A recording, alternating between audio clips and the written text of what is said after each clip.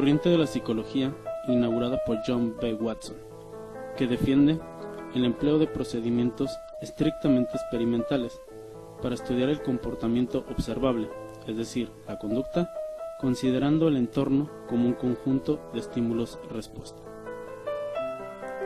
El enfoque conductista en psicología tiene sus raíces en el asociacionismo de los filósofos ingleses, así como en la escuela psicológica estadounidense conocida como funcionalismo, y en la teoría darwiniana de la evolución, ya que ambas corrientes hacen hincapié en una concepción de individuo como un organismo que se adapta al medio. Desde el punto de vista del fundador del análisis experimental del comportamiento, B. F. Skinner, el conductismo viene a ser la filosofía de la ciencia de la conducta. La teoría del conductismo se concentra en el estudio de conductas que se pueden observar y medir. Ve a la mente como una caja negra, en el sentido de que las respuestas a estímulos se pueden observar cuantitativamente, ignorando totalmente la posibilidad de todo proceso que pueda darse en el interior de la mente.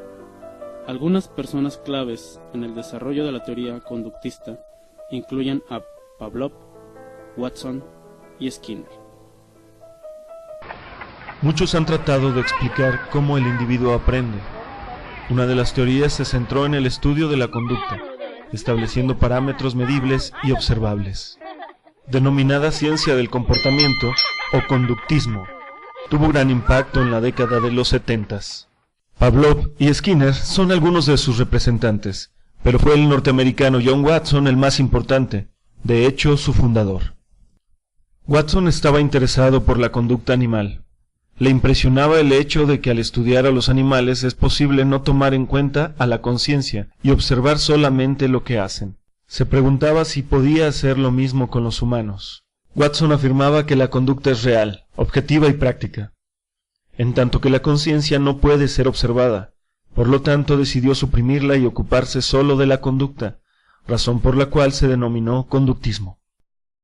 Para Watson, la conducta es cuestión de reflejos condicionados, es decir, las respuestas aprendidas mediante condicionamiento. Existen tres pautas en el ser humano que pueden provocar una reacción: el miedo, la ira y el amor. Según Watson, podemos crear una multiplicidad de nuevas conexiones estímulo-respuesta mediante el proceso de condicionamiento.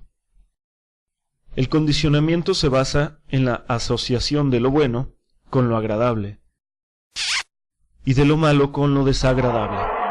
Si un nuevo estímulo actúa junto con el estímulo para la respuesta refleja, después de varios apareamientos similares, el nuevo estímulo producirá por sí solo la respuesta. Mediante la formación de una serie de reflejos simples, es como se aprende a responder a situaciones nuevas. El hombre se reduce a considerarlo como un aparato mecánico que responde frente a estímulos. De esta manera se puede estudiar la conducta del hombre, modificar sus hábitos, cambiarlos por otros y hasta predecir su comportamiento ante el estímulo.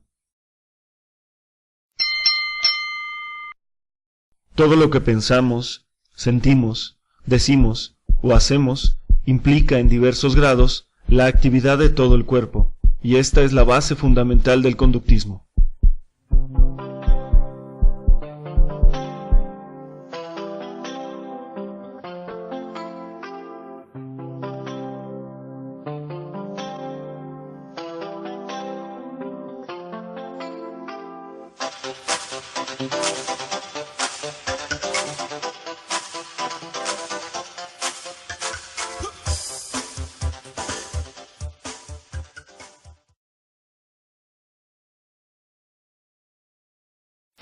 ¿Por qué las personas hacemos lo que hacemos? ¿Por qué en ocasiones modificamos nuestras conductas, evitando situaciones que nos resultan incómodas o las repetimos en busca de satisfactores? ¿Qué o quién nos conduce a actuar de forma determinada? Pero, además de entender las anteriores interrogantes, ¿Existen técnicas que podemos utilizar para modificar la conducta de las personas?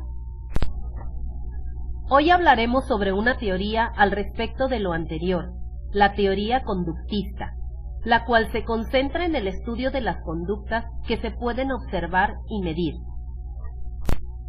El conductismo es un término general que se refiere a la adquisición de patrones conductuales objetivamente específicos en la presencia de estímulos. Su fundador fue Joan Bradus Watson, quien según la psicología no debía ocuparse del estudio de la conciencia para alcanzar un estatus verdaderamente científico, sino que debía nombrarse a la conducta como el objeto de estudio de ésta. Existen dos tipos de condicionamiento. Condicionamiento clásico es en el que la conducta refleja es producida por un estímulo anteriormente neutro, y el condicionamiento operante, el cual a veces es llamado condicionamiento instrumental, y en el cual las conductas voluntarias seleccionadas se llegan a emitir en presencia de un estímulo específico, a fin de ganar una recompensa o evitar un castigo. El condicionamiento clásico fue descubierto casi por accidente por Iván Pavlov, fisiólogo ruso. Pavlov introdujo tubos en las glándulas salivales de los perros para medir la cantidad de saliva. Sin embargo, notó que los animales salivaban antes de tener el alimento en la boca, lo cual llamó su atención, por lo que diseñó un experimento en el que sonaba una campana justo antes de que el alimento se trajera a la habitación. Generalmente no provocaba reacción, pero después de haber escuchado muchas veces la campana justo antes de obtener el alimento, los perros de Pavlov empezaron a salivar tan pronto como la campana sonaba. Los perros habían sido condicionados a salivar en respuestas a un estímulo novedoso, la campana, que normalmente no causaría esta respuesta. El condicionamiento clásico cuenta con los siguientes elementos. Estímulo incondicionado, el cual invariablemente causa que un organismo responda de una manera específica. Respuesta incondicionada, la que ocurre en el organismo siempre que se presenta el estímulo incondicionado. Estímulo condicionado, que originalmente es neutral y se parea con un estímulo incondicionado, y cuando se presenta solo, finalmente produce la respuesta deseada en el organismo. Respuesta condicionada. Después del condicionamiento, la respuesta que produce el organismo solo se genera cuando se presenta el estímulo condicionado. A continuación se muestra el paradigma conductista, que se presenta de la siguiente manera. Antes del condicionamiento, se suena la campana y el perro no responde, sino que al presentarle el alimento, que es el estímulo incondicionado, el perro responde a través de la salivación, siendo esta la respuesta incondicionada. Durante el condicionamiento, se suena la campana, que es el estímulo condicionado, seguido del alimento, que es el estímulo incondicionado, y entonces se presenta la salivación, que es la respuesta incondicionada.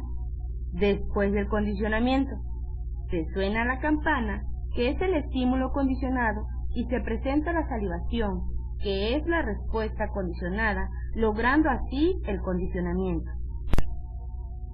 Hablaremos ahora de otro tipo de condicionamiento, el condicionamiento operante. Su creador, Burrus Frederick Skinner, afirmaba que el objetivo de este es la investigación y el análisis de las relaciones y principios entre los hechos ambientales, que son los estímulos y las conductas de los organismos, es decir, las respuestas, reafirmándose así el esquema estímulo-respuesta, para que una vez que se presente esta conducta, se logren objetivamente la predicción, la descripción y el control de los comportamientos. Edward Lee Thorndike fue un psicólogo y pedagogo estadounidense que realizó experimentos para determinar cómo aprendían los gatos utilizando también el condicionamiento operante. Su aparato básico, al que llamó caja acertijo, era una simple caja de madera. Se colocó un gato hambriento en la caja y se le puso un pedazo de comida exactamente afuera de esta, donde el gato podía verla y olerla. Para obtener la comida, el gato tenía que abrir el pestillo de la puerta. A veces solo era necesario que el gato se parase sobre un pedal colocado encima del piso, que empujara una barra colocada en medio de la caja. Los gatos se resistían a estar confinados. Thorndike registró con cuidado el tiempo en el que lograban abrir la puerta, descubriendo que al principio tardaban en hacerlo para obtener la comida, pero puesto que las cajas eran lisas, excepto por los mecanismos de cerrojo, los gatos tenían pocas oportunidades para actuar fuera de trabajar con el cerrojo, de manera que finalmente descubrían cómo salir y conseguir la comida. Elementos del condicionamiento operante. Respuesta operante es aquella que se escoge de entre una gran variedad de conductas. Consecuencia es la acción que sigue a una conducta. Un reforzador es un estímulo que sigue a una conducta y aumenta la probabilidad de que dicha conducta se repita. Existen dos tipos de reforzadores, positivo y negativo. Un reforzador positivo es todo suceso cuya presencia aumenta la probabilidad de que la conducta vuelva a ocurrir. Añade algo recompensante a una situación. Ejemplo de ello son la música y la comida. El reforzador negativo es todo suceso cuya reducción o eliminación aumenta la probabilidad de que la conducta vuelva a ocurrir. El castigo añade algo desagradable al ambiente y en consecuencia tiende a debilitar la conducta. Debe usted asegurarse de comprender bien la diferencia entre castigo y reforzador negativo. El reforzador de cualquier clase fortalece la conducta y el castigo, como se mencionó, debilita la conducta. La teoría conductista nos dice que para que se logre la enseñanza debe de realizarse el arreglo adecuado de las contingencias de reforzamiento, con el fin de promover en forma eficiente el aprendizaje del alumno. Sostiene que la educación es uno de los recursos que emplea la sociedad para controlar la conducta humana. El alumno es visto como un sujeto cuyo desempeño y aprendizaje escolar pueden ser arreglados o rearreglados desde el exterior, siempre y cuando se realicen los ajustes ambientales necesarios. Un maestro conductista debe manejar hábilmente los recursos tecnológicos conductuales de este enfoque para lograr con éxito la enseñanza y el aprendizaje de sus alumnos. Es por ello la importancia del tema tratado aquí, el cual esperamos haya sido de utilidad para usted.